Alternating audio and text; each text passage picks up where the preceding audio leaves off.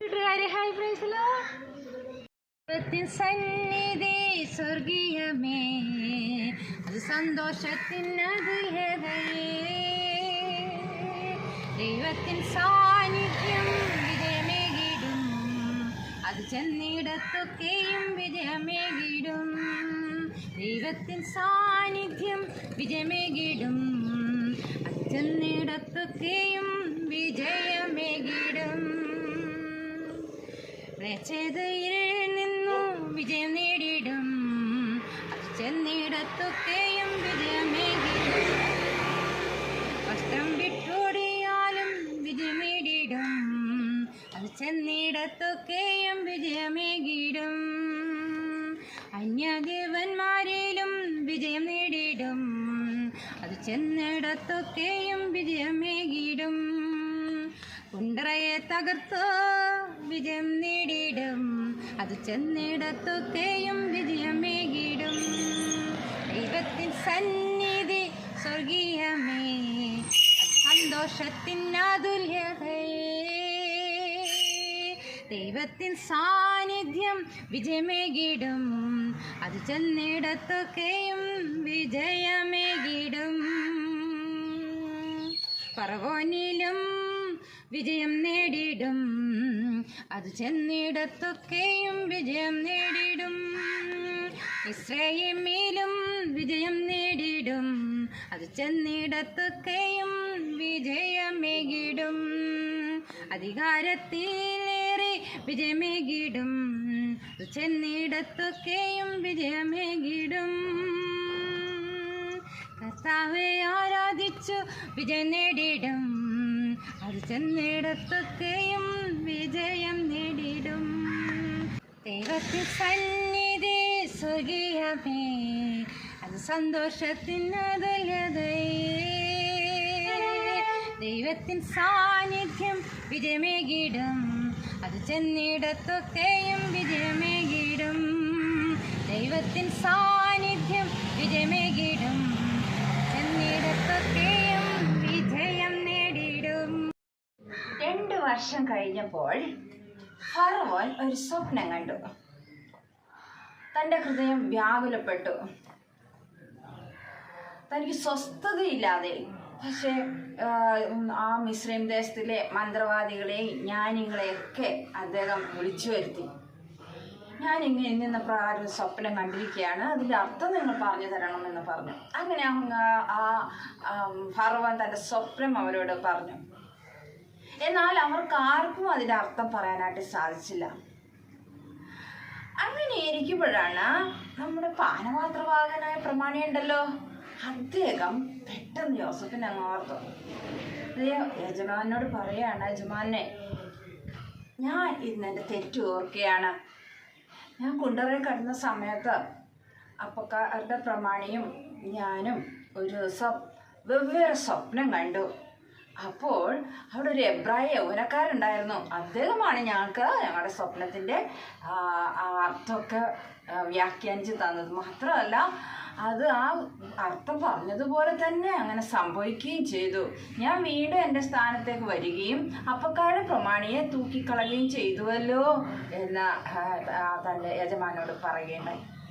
ഇത് കേട്ട ഉടനെ ഫറവോൻ എത്രയും വേഗം ആ എബ്രായ യൗവനക്കാരനെ ഇവിടെ കൊണ്ടുവരുവീൻ എന്ന് കൽപ്പിച്ചു. അങ്ങനെ കുണ്ടറയിൽ കിടക്കുന്ന യോസഫിൻ്റെ അരികിലേക്ക് അവനെ കൊണ്ടുവരാനായിട്ട് ആളുകളെത്തി. അവൻ എത്രയും വേഗം ക്ഷൗരം ചെയ്യിച്ച് ഡ്രസ്സൊക്കെ ചേഞ്ച് ചെയ്ത് അവനെ രാജസാന്നിധ്യത്തിൽ കൊണ്ടുവന്നു. ഇവിടെ എത്തി ഫറവോൻ്റെ മുമ്പാകെ നിൽക്കുന്ന യോസഫിനെ കാണാം. വളരെ സന്തോഷപൂർവ്വം യോസഫ് നിൽക്കുകയാണ്. ഫറവോൻ പറയാണ്, നീ സ്വപ്നങ്ങളൊക്കെ വ്യാഖ്യാനിക്കുമെന്ന് അതിൻ്റെ അർത്ഥമൊക്കെ പറഞ്ഞു കൊടുക്കുമെന്ന് ഞാൻ നിന്നെക്കുറിച്ച് കേട്ടിരിക്കുന്നു. ആകയാൽ ഞാനൊരു സ്വപ്നം കണ്ടു, അതിൻ്റെ അർത്ഥം പറഞ്ഞു തരിക എന്ന് പറഞ്ഞു. അപ്പോൾ യോസഫ് പറഞ്ഞു, യജമാനനെ, ഞാനല്ല, ദൈവം തന്നെ ശുഭമായൊരു ഉത്തരം ഫറവോന് നൽകുമാറാകട്ടെ എന്ന് യോസഫ് പറഞ്ഞു. ഫറവോൻ സ്വപ്നം പറയാൻ തുടങ്ങി. ഞാൻ സ്വപ്നത്തിൽ നദീതീരത്ത് നിൽക്കുകയായിരുന്നു. അപ്പോൾ രൂപഗുണവും മാംസപുഷ്ടിയുമുള്ള 7 പശുക്കൾ നദിയിൽ നിന്ന് കയറി ഞാങ്ങളുടെ ഇടയിൽ മേഞ്ഞുകൊണ്ടിരുന്നു. അവയുടെ പിന്നാലെ മെലിഞ്ഞതും എത്രയും വിരൂപമായുള്ള 7 പശുക്കൾ കയറി വന്ന് അവയെ വിഴുങ്ങിക്കളഞ്ഞു. എന്നാൽ അവയെ വിഴുങ്ങിക്കളഞ്ഞതായിട്ട് ആ മെലിഞ്ഞ പശുക്കളെ കണ്ടാൽ തോന്നത്തേയില്ല. അതുപോലെയായിരുന്നു അവസ്ഥ. അപ്പോൾ ഞാൻ ഉണർന്നു. പിന്നെയും ഞാനൊരു സ്വപ്നം കണ്ടു. അതായത് നിറഞ്ഞതും നല്ലതുമായ 7 കതിർ ഒരു തണ്ടിൽ പൊങ്ങി വന്നു. അപ്പോൾ തന്നെ നേർത്തതും വിരൂപമായ മെലിഞ്ചതുമായ, അതായത് കിഴക്കൻ കാറ്റിനാൽ കരിഞ്ഞുമിരിക്കുന്ന 7 കതിർ പൊങ്ങി വന്നു. എന്നാൽ ഈ പുഷ്ടിയുള്ള കതിരിനെ ആ മെലിഞ്ഞ കതിർ വിഴുങ്ങിക്കളഞ്ഞു. യോസഫ് ഫറവോനോട് പറയണേ, രാജാവ് കണ്ട സ്വപ്നം ഒന്ന് തന്നെയാണ്. 7 പുഷ്ടിയുള്ള പശുക്കളും അതുപോലെ 7 പുഷ്ടിയുള്ള കതിരുകളും, അതായത് നല്ല പുഷ്ടിയുള്ള വർഷത്തെ കാണിക്കുന്നു. അതേപോലെ മെലിഞ്ഞതും വിരൂപമായിട്ടുള്ള പശുക്കളും അതുപോലെ മെലിഞ്ഞതായിരിക്കുന്ന ആ കതിരുകളും അത് ക്ഷാമകാലത്തെയാണ് കാണിക്കുന്നത് എന്ന് പറഞ്ഞു. അപ്പോൾ വലിയൊരു സുഭിക്ഷമുള്ള കാലത്ത് ആ ധാന്യങ്ങളെല്ലാം മിസ്രൈം ദേശത്തെ വിളവെല്ലാം ശേഖരിച്ചു വെച്ച് വലിയ ക്ഷാമകാലത്തേക്കുള്ള അതെല്ലാം ഉപയോഗിക്കത്തക്കവണ്ണം ആ കാര്യങ്ങളെല്ലാം ക്രമപ്പെടുത്തണം എന്ന് രാജാവിനോട് നമ്മുടെ യോസഫ് പറയുകയുണ്ടായി.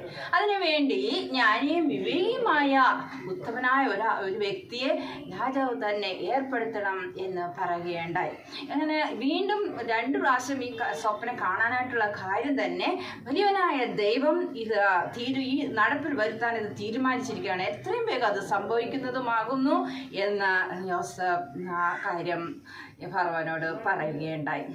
ഈ നിർദ്ദേശം വളരെ ഉത്തമമാണെന്ന് എല്ലാ ഫറവോനും എല്ലാ സേവകന്മാർക്കും തോന്നി. അപ്പോൾ തന്നെ ഫറവോൻ പറഞ്ഞു, ഇത്ര ദൈവാത്മാവുള്ള ഇങ്ങനെയുള്ളൊരു മനുഷ്യനെ, ഞാനും വിവേകിയുമായ ഒരു മനുഷ്യനെ കണ്ടുകിട്ടുമോ എന്ന് പറഞ്ഞ്, നിനക്ക് എല്ലാം ദൈവം വെളിപ്പെടുത്തി തന്നല്ലോ. ഇത്രയും ജ്ഞാനിയും വിവേകിയുമായ ഒരാളെ ഇനി നമുക്ക് കണ്ടുകിട്ടാനിടയില്ല. അതുകൊണ്ട് ഞാൻ മിസ്രൈമിനെ മേലധികാരിയായിട്ട്, സർവ്വത്തിനൊരു അധികാരിയായിട്ട് ഞാൻ വെക്കുകയാണ് എന്ന്, ഈ കാര്യങ്ങളൊക്കെ ഭംഗിയായിട്ട് നിറവേറ്റാൻ കഴിവുള്ളവൻ നീ തന്നെ എന്ന് പറഞ്ഞു. അങ്ങനെ ആ മിസ്രൈം ദേശത്തിന് മേലധികാരിയായിട്ട് ആ യോസഫിനെ ഫറവോൻ തീരുമാനിച്ച് തൻ്റെ മുദ്രമോതിരം ഊരി യോസഫിനെ കൊടുത്തു. പ്രിയ കൂട്ടുകാരെ, കുണ്ടറയിൽ നിന്നും ഒരു വലിയ വിജയത്തിലേക്ക്, ഒരു വലിയ സ്ഥാനത്തേക്ക് നമ്മുടെ യോസഫ് വരികയാണ്. ഇന്നത്തെ വാക്യം സദൃശവാക്യങ്ങൾ 22:4. താഴ്മയ്ക്കും യഹോവ ഭക്തിക്കുമുള്ള പ്രതിഫലം ധനവും മാനവും ജീവനും ആകുന്നു.